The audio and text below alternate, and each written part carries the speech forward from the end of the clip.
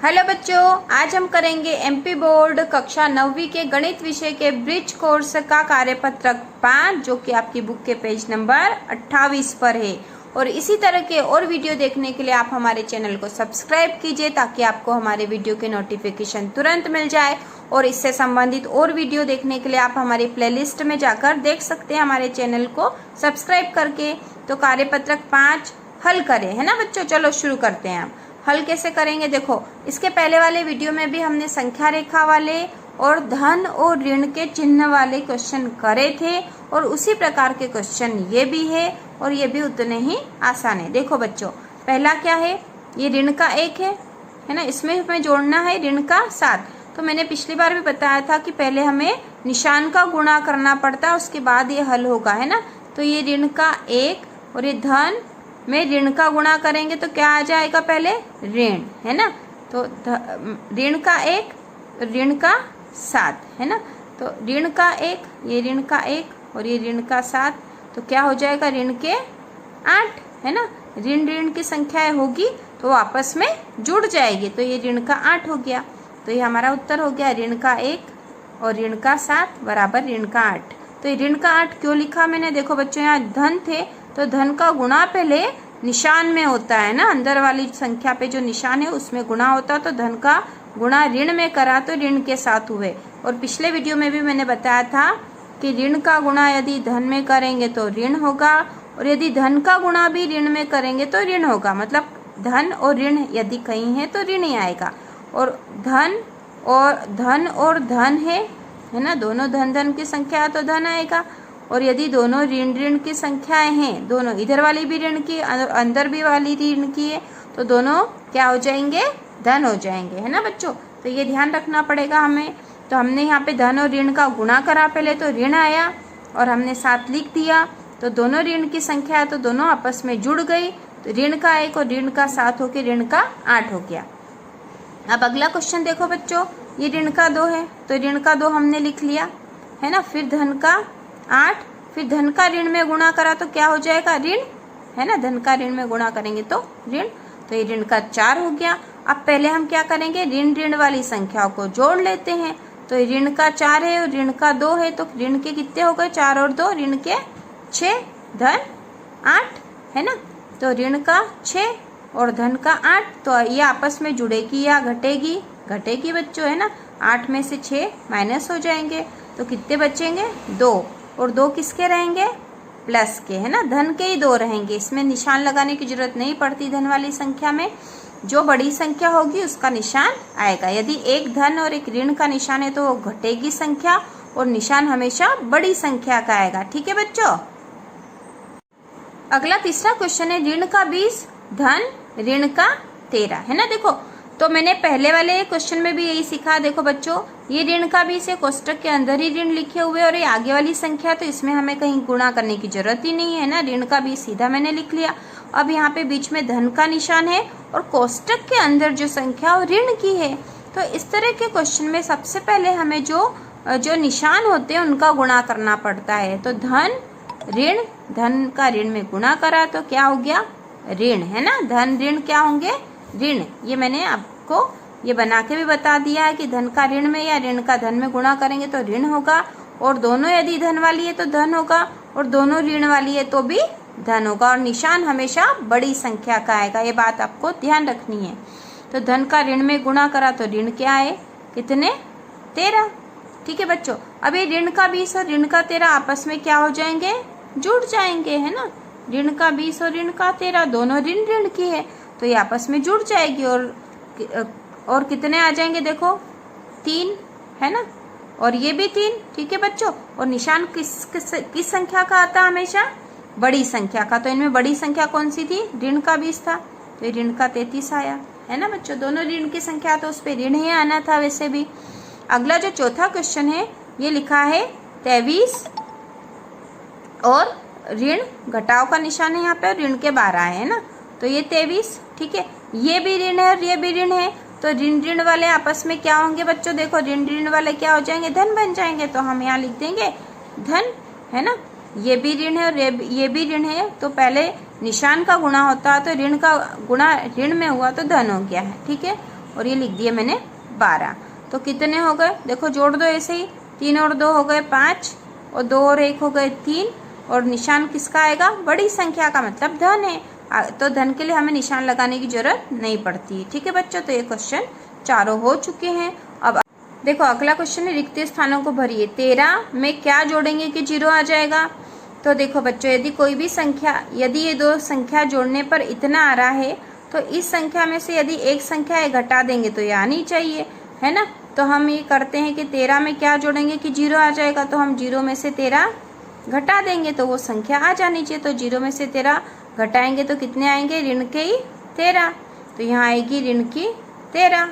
उसी प्रकार अगला क्वेश्चन है, ऋण के 4 धन, ये संख्या खाली यहाँ पे, और ऋण के 12 है, मतलब ऋण के 12 में से यदि ये संख्या घटा देंगे तो ये आ जाएगी। तो ये ऋण के 12 है ना। इसमें से मैं घटाती हूँ ऋण के 4।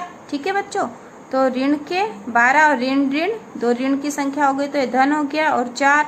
ठीक है, तो ऋण के 12 और 4 तो ये आपस में घटेंगे, है ना, आपस में घटेंगे क्योंकि अलग अलग निशान है दोनों के ऊपर। तो 12 में से 4 घट जाएंगे तो कितने बचेंगे, 8। और इस पे निशान कौन सा होगा, बड़ी संख्या का, तो ऋण का आएगा। ठीक है बच्चों, तो यहाँ आएंगे ऋण के 8। तो ऋण के 4 और ऋण के 8 मिलके हो गए ऋण के 12। उसी प्रकार अगला क्वेश्चन है, ये है इसमें कोई सी एक संख्या है जिसमें से यदि ऋण के 15 है, जिसमें से 15 घट रहा है तो ऋण के 10 आ रहे हैं। तो इस संख्या में से यदि ये घटा दूंगी तो ये आना चाहिए, है ना।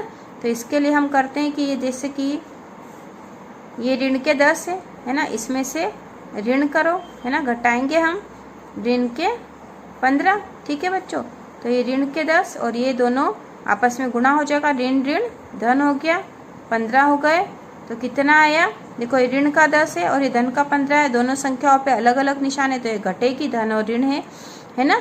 तो 15 में से 10 घट गए तो कितने बचे, 5, और निशान बड़ी संख्या का होगा, मतलब 5 कौन से होंगे, धन के। तो यहाँ आएंगे 5। अगला क्वेश्चन है, वितरण गुण से हल करें। वितरण गुण से हल करना, हमें इसे अलग विधि से करना पड़ेगा। देखो बच्चों, ये -6 है, इसका गुणा हमें करना है 80 धन 3। ठीक है, तो हम अलग अलग संख्या में गुणा करेंगे और फिर उसके आधार पे इसको पूरा जोड़ेंगे। ठीक है बच्चों, तो -6 मतलब ऋण का 6 का गुणा पहले 80 में करेंगे, तो ऋण और ये धन की है, तो संख्या किसकी आएगी, ऋण और धन में धन की आएगी, है ना बच्चों। किसकी संख्या आएगी, धन की। तो पहले मैं आपको मैं लिख के बता देती हूँ। पहले देखो, ये ऋण का 6 है ना, ये ऋण का 6 है,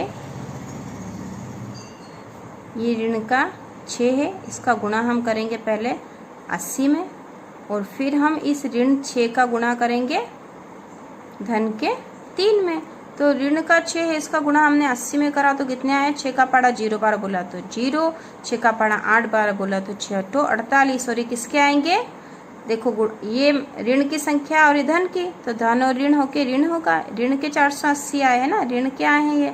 उसी प्रकार ये 6 का पहाड़ा कितनी बार बोलेंगे, 3 बार, 6 तिया 18, और ये ऋण का है और ये धन का है। ठीक है, तो इसका क्या आएगा, ऋण का 18।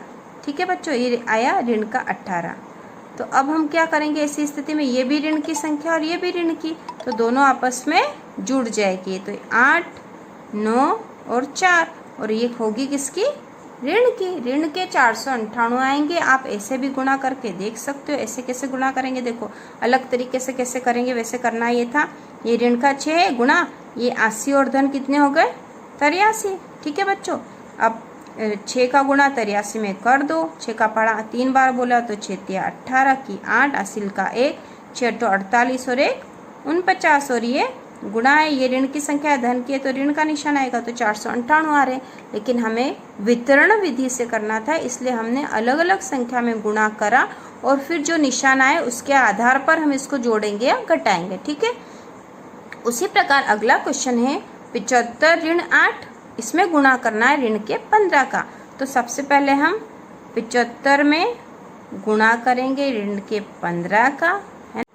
उसके बाद हम करेंगे 75 में नहीं, उसके बाद हम करेंगे, हमने 75 का गुणा कर दिया ऋण के 15 में। अब क्या बचा है, ऋण का 8। ऋण के 8 का गुणा करेंगे ऋण के 15 में। ठीक है बच्चों, तो अब चलो करते हैं। 75 में 15 का गुणा करा तो क्या आएगा, करके देखना पड़ेगा। ये 75 गुणित 15, 15 का पहाड़ा 5 बार बोला तो 15 पंजे 75 की 5, असिल का 7, 15 का पहाड़ा 7 बार बोला, 15 साती 105 और 7 112। ठीक है, तो क्या है 1125। अब ये किसके आएंगे, तो ये धन का था और ये ऋण का था, धन और ऋण का गुणा होगा तो ऋण आएगा, तो ऋण के आए हैं 1125। ठीक है बच्चों, अब अगला जो हम गुणा करेंगे, ये ऋण के हैं और ये ऋण के हैं, दोनों ऋण के हैं। देखो बच्चों, ये भी ऋण का और ये ऋण का, दोनों ऋण के, तो क्या हो जाएगा, धन है ना, धन की संख्या आएगी। अब तो 15 का पहाड़ा 8 बार बोलो, कितने आते हैं, 15 सत्ती 105, 15 अट्ठी 120, ये 120 हो गए। अब ये ऋण का है और ये धन का है, तो दोनों आपस में क्या हो जाएंगे, घटेंगे, है ना। हमने इस क्वेश्चन में क्या करा था, फिर से देखो, ये ऋण का था और ये ऋण का, दोनों ऋण की संख्या थी, तो ये आपस में जुड़ गई थी और निशान बड़ी संख्या का लिखा था। अब यहाँ पर ये एक संख्या ऋण की और एक धन की है, तो इनको आपस में क्या करना पड़ेगा, घटाना पड़ेगा। तो घटा दो, आए हैं 5, 2 में से 2 गया तो 0, 1 में से 1 गया तो 0, ये 1 का 1 और निशान किसका आएगा, बड़ी संख्या का, तो ऋण के 1005 आए। आप इसमें से 75 में से 8 घटा के और फिर 15 का गुणा करके भी देख सकते हो, यही आएगा। उसी प्रकार अगला क्वेश्चन है ऋण के 4। देखो, ये ऋण के 4 में गुणा करेंगे हम पहले ऋण के 5 का, जो आएगा वो यहाँ लिखेंगे। तो देखो क्या आ रहा है, ये भी ऋण का है और ये भी ऋण का, तो यहाँ कौन सी संख्या आएगी, धन की, और 4 का पहाड़ा 5 बार बोला तो ये 20 हो गया। पहले हमने निशान का गुणा कर लिया और फिर संख्या का कर लिया। उसी प्रकार अगला है ऋण का 4, है ना, इसका आप किस में करेंगे, धन के गुणा धन का 8, है ना, धन का 8 में। ठीक है, तो 4 का पहाड़ा 8 बार बोला तो 4 8 32 और ये किसका आएगा, एक ऋण का एक धन का, तो क्या होगा, ऋण। अब ये धन और ये ऋण है, तो ये क्या होंगे, आपस में घटेंगे, है ना। दोनों संख्याओं पे अलग अलग निशान है, तो वो घटेगी। तो कैसे घटेगी, देखो बच्चों, इसमें से ये नहीं घटेगा, इसमें से ये घटाना पड़ेगा, क्योंकि ये बड़ी संख्या है। देखो कैसा होगा बच्चों, देखो 32 में से 20, ये ऋण का 32, धन का 20 में से घटेगा, 2 और 1, और ये संख्या कैसी आएगी, ऋण की आएगी, क्योंकि बड़ी संख्या ऋण की है, तो ये होगा ऋण का 12। ठीक है बच्चों, तो ये हमारे क्वेश्चन हो चुके हैं कार्यपत्र 5।